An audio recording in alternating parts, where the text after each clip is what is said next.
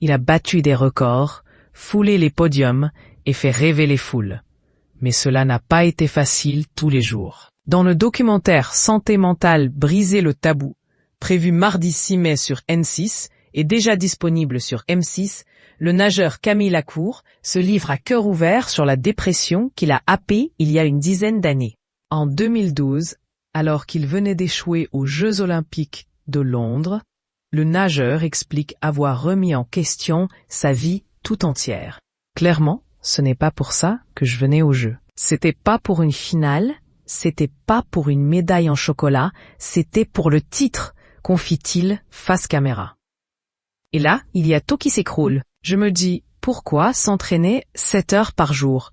Pourquoi avoir une vie tournée vers le haut niveau, une philosophie de vie tournée vers le haut niveau, pour vivre un tel échec? J'ai cette image de on-off, quoi. À quoi ça rime d'avoir fait tout ça? Dévasté par son échec au JO, déstabilisé par sa situation familiale compliquée, Camille Lacour trouve refuge dans l'alcool. On était en garde alternée avec la mère de ma fille, on faisait du vendredi au vendredi. Donc le vendredi matin, quand je la laissais à l'école, je laissais ma vie, quoi. Je laissais mon cœur, je laissais mon âme, et il fallait que je remplisse ce vide dans mon ventre par quelque chose, et c'était l'alcool. Ok, c'est comme si j'avais ma béquille, quoi. Ma raison de vivre, qui était ma fille, et une fois que je n'avais plus ma fille, ça me pétait un peu à la figure. L'ex-athlète, de 40 ans, explique avoir perdu le contrôle de sa consommation, qui est devenue anormale, et avoir plongé dans une profonde dépression.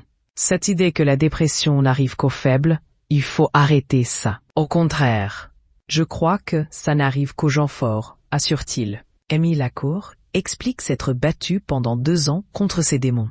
Je ne suis pas passé par la case médicaments, je ne suis pas passé par la case thérapie.